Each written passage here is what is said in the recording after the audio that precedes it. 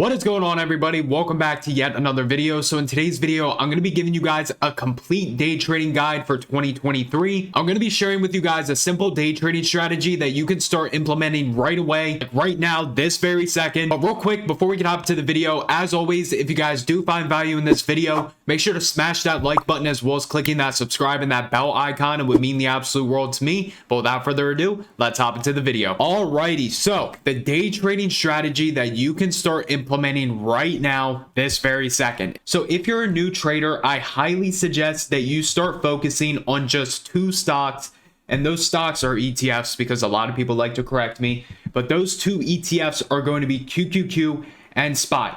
So QQQ is going to be the NASDAQ, which basically tracks the top 100 tech stocks in the United States. However, there are other stocks in it like Starbucks. But when you think of QQQ, think of the NASDAQ and then think about tech. So things like Amazon, Apple, Microsoft, so on and so forth. Now, the other ETF that you want to pay attention to is going to be SPY. So this is going to be the S&P 500. This is the top 500 stocks in the United States. So when you want to get an understanding of how the overall market is doing, you take a look at the SPY. However, if you want to know how tech is doing, you want to take a look at QQQ. And pretty much almost the entire market moves based off of SPY and QQQ. Now, if you're trading something like banks or industrials, you want to pay attention to the Dow. However, again, a majority of the market will move off of QQQ and SPY. So as a new trader, instead of paying attention to something like Apple and then Amazon and then Nvidia and all these individual names, you can just take a look at QQQ and you can take a look at SPY. Because in reality, when we're day trading, we don't want to be paying attention to 4, 5, 6, 7 names at once. In reality, paying attention to just these two names could be just as profitable or even more profitable than paying attention to Apple, Amazon, Nvidia, Tesla all at once. So now narrowing down your list to just SPY and QQQ, at this point, you just want to learn to master the price action in SPY and QQQ. So me personally, I would say like the second half of 2022 is when I really started focusing solely on SPY and QQQ and taking trades on individual names like every once in a while when day trading. But I would say a majority of my trades have been on SPY and QQQ, and I found a lot more consistency in my trading once I started doing that. So now on this screen right here, as far as the indicators, these are very basic indicators. So if I pull this up, all I'm using is VWAP, the 8 EMA, 21 EMA, and the TTM squeeze. If you guys do want to learn more about how to use these indicators in a full in-depth guide and a 450-page book, make sure to check out my book, The New Age of Technical Analysis, on Amazon. The link will be down in the description. But anyways, when I'm day trading, these are the only indicators I use. I used to use a lot more indicators, but I found that it takes up too much of the chart and it makes it harder to pay attention to price action. So I just use these three averages right here, VWAP, 8 EMA, and 21 EMA. And then the TTM squeeze, I use that to help me understand the overall market momentum.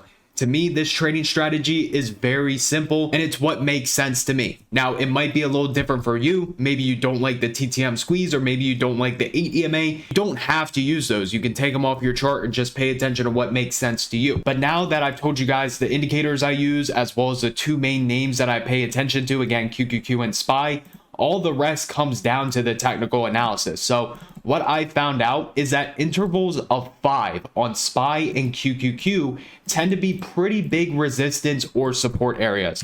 So if we put up 390 and then we put 385 and then we put on 380 and then we just zoom out real quick, we can see that these levels act as major areas of support and resistance. Now, sometimes we're just going to completely ignore it. But if we look at the price action today, we hit 390 to a T and then started pulling back. We never went higher than 390. If we go to the other day, what did we hit in the post market? 390. Look at pre-market. We had a bunch of resistance around 390. Now let's take a look at 385. I know this isn't the best example, but notice how we broke above 385 right here, came back, supported it, and then we pushed another 80 cents or 90 cents to the upside, broke below it, and then it became resistance. Let's zoom back a little more. As we can see over here, again, 380 became support. Market ended up selling off. It bounced off of 380 and then pushed back up to a high of 383.16. So again, these intervals of 5 I have noticed are very, very important.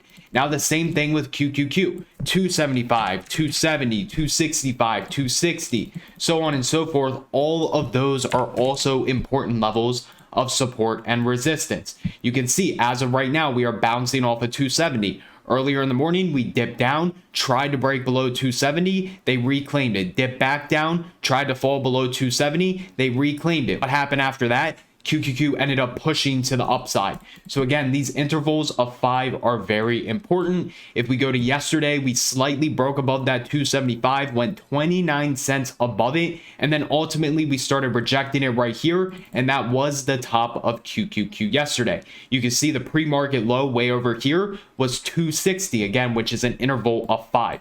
So when doing my SPY and QQQ analysis, the very first thing I actually started doing was just plotting these intervals of 5, again, because they are very important areas of price action, especially intraday when we are day trading. Now, on top of this, you also want to plot any strong areas of support and resistance using the higher time frames, daily, weekly, 4-hour, and even the 1-hour. Again, I talk about all of those in my book and how to find them. Plus, I'm also using things like Fibonacci. So using Fibonacci, what I do is I take low points to high points. I have a completely free class on how to use Fibonacci. I found that Fibonacci tends to work the best on SPY and QQQ, and it's been a very profitable strategy that I have used throughout these last 5 to 6 months. So if you guys do want to learn more about the Fibonacci, I did a 30-minute free class that is on my YouTube channel. So if you guys want to watch that, that link will also be down in the description. So I'm using things like intervals of 5 for support and resistance. I'm also using Fibonacci to help confirm where these areas could possibly be. Again, finding reject levels and bounce levels, as well as plotting areas of very strong support and resistance using the higher time frames. Now, the very last thing with SPY and QQQ, there's a few other areas that I do want to mark.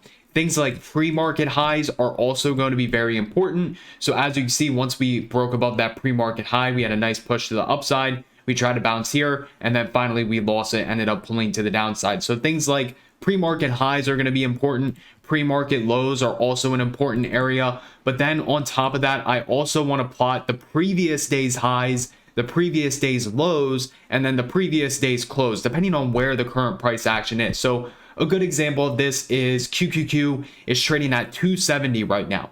Yesterday's high is all the way up at 275.29.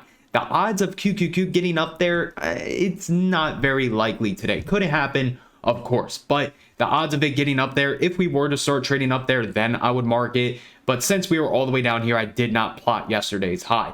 Now, as far as the previous day's low, depending on where that's at, you can see that ended up being right here. We already done traded around that range a bunch. So to me, that's not very important. But what would be important would actually be the previous day's close, which was at that 270.54 going into the market open. You can see we fell below it. We rejected it. Then we broke above it. Then we saw that nice push to the upside. So I will plot previous day's low, previous day's high, and then the previous day's close, depending on if they actually apply to where the current stock price is. Again, plotting areas of intervals of 5, 270, 275, 280, pre-market highs, pre-market lows, again, depending on where those end up lining up. And then I'm also using things like Fibonacci. But other than that, when I'm actively day trading SPY and QQQ, I'll have a 5-minute and a 10-minute of the same chart. And I also have like a different chart that I'll keep up on a different screen that has other things pulled up. But if I'm watching mainly SPY, then I'll have SPY up. I'm watching the 5-minute and the 10-minute. Those are personally the 2 time frames that I find to be the most accurate when day trading. So those are the time frames that I watch. And then after that, it really comes down to just executing the trade, which that's a topic for a whole different video.